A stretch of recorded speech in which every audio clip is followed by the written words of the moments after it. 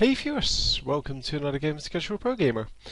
So this is match 2 of Absolute Legends versus CLG EU.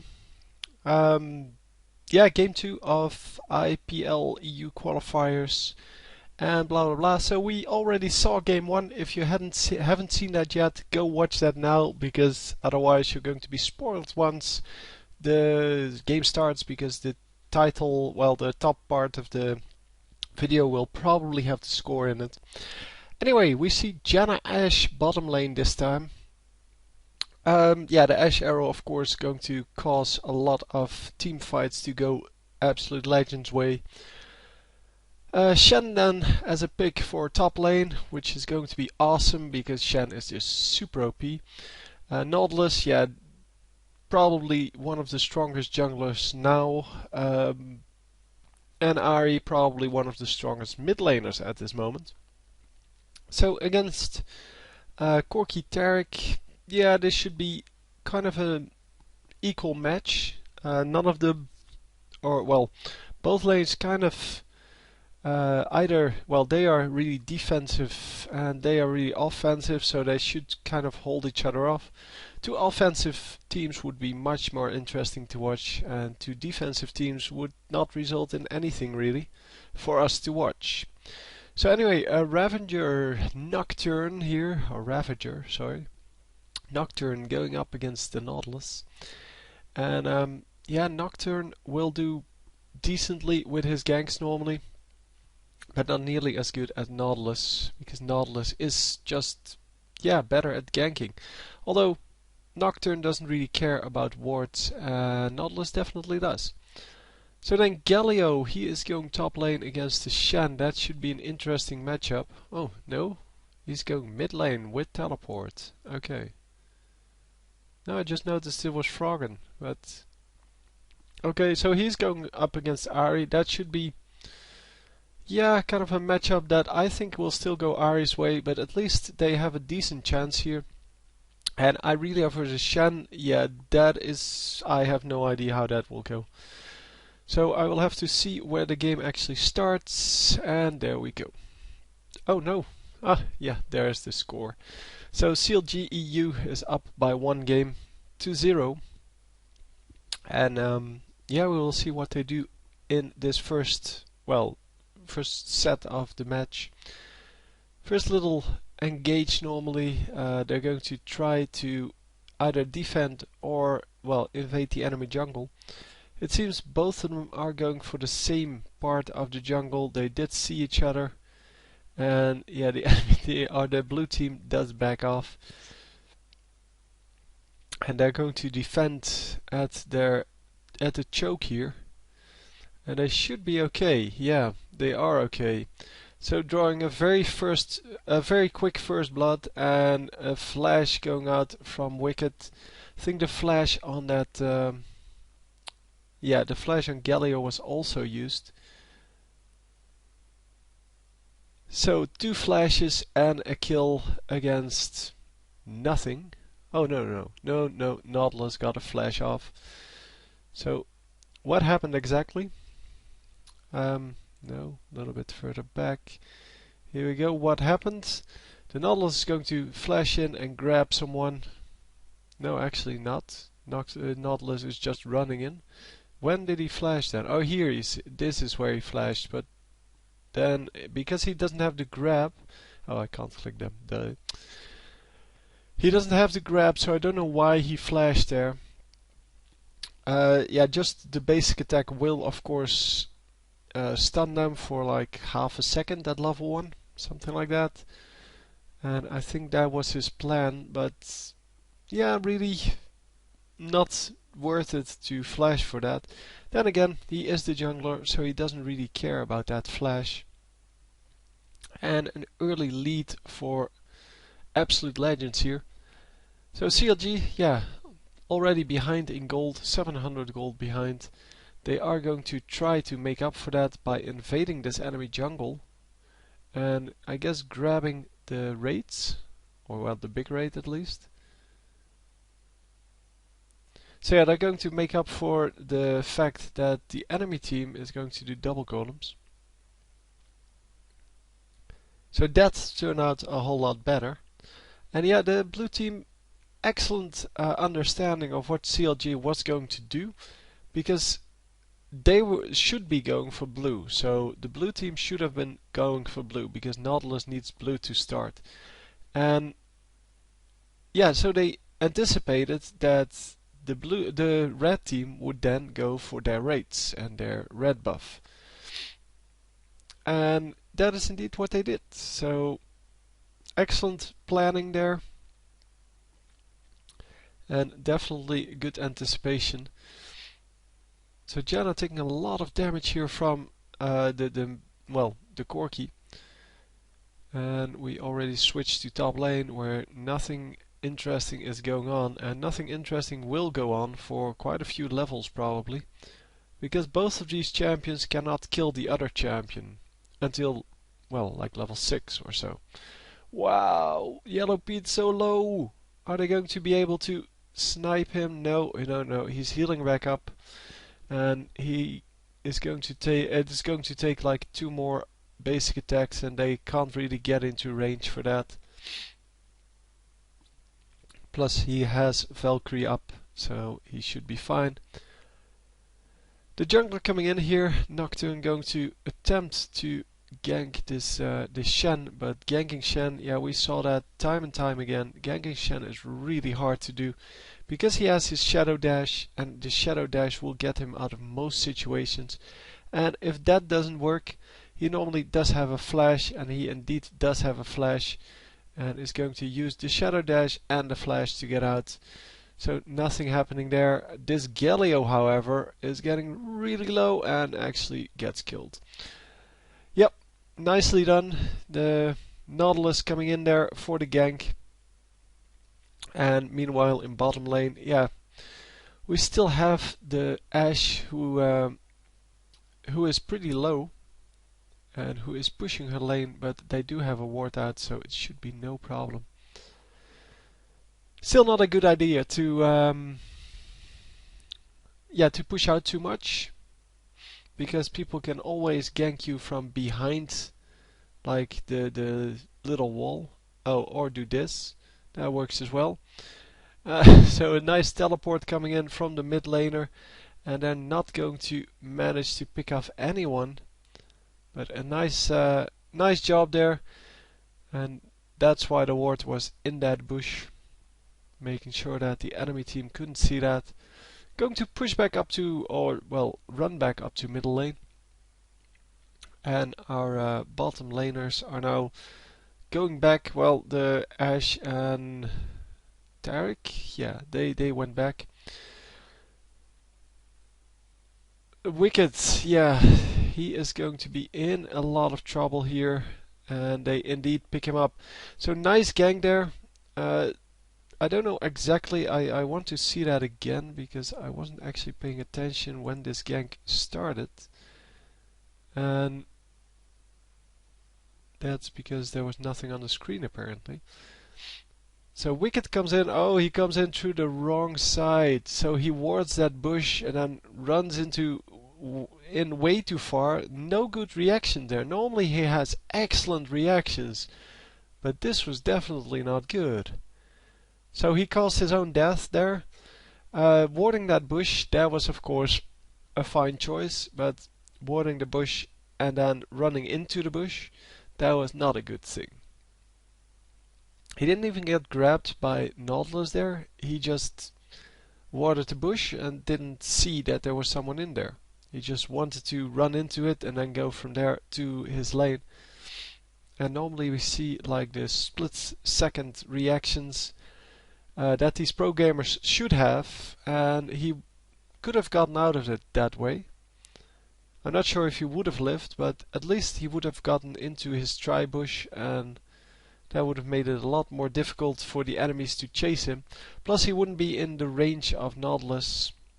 So the fight would have gone differently. I'm not saying he would have survived that. Nautilus coming in here. And both of the wards timing out.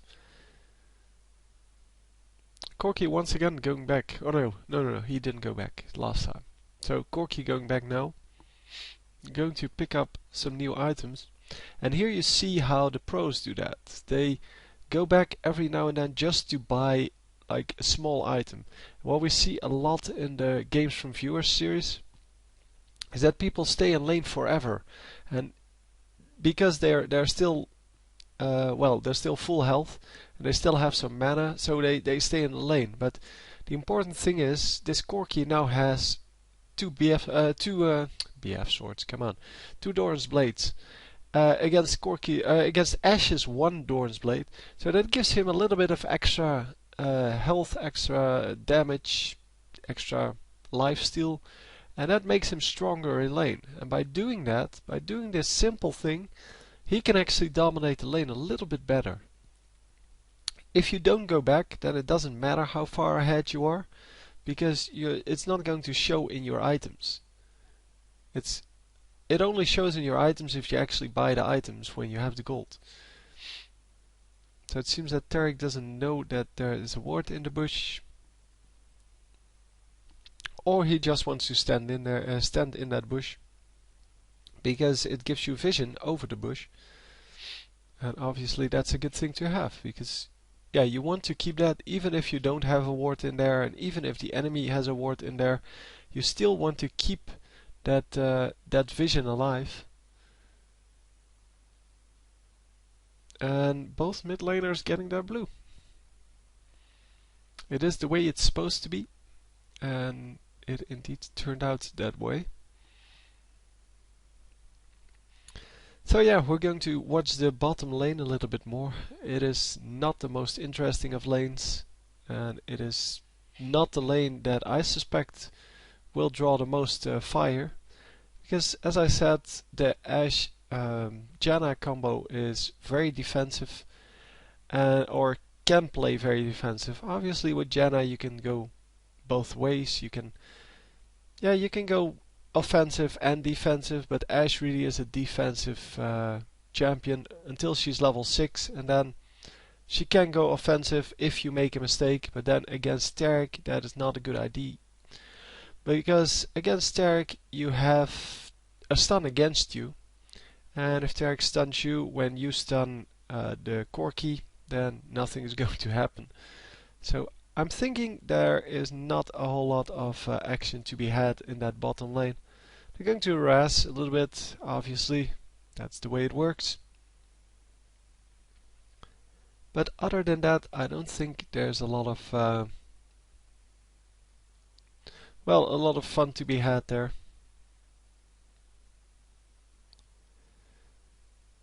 So yeah, Aurelia, obviously the favorite champion from Wicked. And Wicked, yeah, he is pretty good Aurelia, I would say, if not the best. Now I have no idea if there are better Aurelias out there. I know he is a very good Aurelia player. And yeah, by playing a champion over and over, yeah, you get so good with them that you can actually do a whole lot of things that other people can't pull off with the same champion. So yeah, still 3-0 in Absolute Legend's favor. And yeah, the Ahri is starting to dominate the lane a little bit. Let's see what the minion scores are. So Ashe has 87, Corki has 82, so that's about equal. Shen has 80, where Aurelia has 71. So a little bit behind. Yeah, the Aurelia is a little bit behind. She has been pushed to her turret pretty much all game. That might have something to do with that. Then Ahri 98 versus Galio's 85. So he's behind the most, about 15 minions. 15 minions is about a kill. So just to put that into perspective. And then yeah, the junglers 49 versus 51, that is the same. So the Absolute Legends team definitely ahead in farm, and they are also 3 kills ahead, and let's see, 6 assists ahead. So all in all, quite a big deal. I think there are only 2 assisted kills though. That would be a much more valuable statistic than the fact that everyone got an assist on that first kill. But yeah, all in all, the I think only the first kill was assisted, and then there was an assist in that in one of the Galio kills. But all in all, yeah, Absolute Legends definitely ahead. They're ahead about 4k gold, and if they can keep that lead, so the percentage lead that is, they will definitely win this game. If they only keep a 4k gold lead, yeah, it's not that sure. But 4k gold really early in the game like this is a big deal.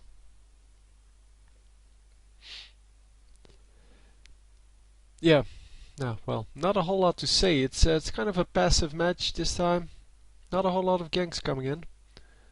And the jungler is just farming up. I mean, we see a lot of a lot of minions on both of the junglers, and that normally means that there's just not a good opportunity to gank. And obviously, for example, Ahri, really super hard to gank because she's just going to use her ultimate and get out of there. Plus, because it's Ahri, you can actually die to that. If she feels like she can take that, or you make a mistake, or their jungler is there, you're actually going to lose. So you're almost never going to get a kill out of that, and you actually have a chance of dying. So that's not a good prospect for a jungler. Then this bottom lane, on the other side, ganking Galio is pretty much impossible because Ahri has been pushing her lane all day.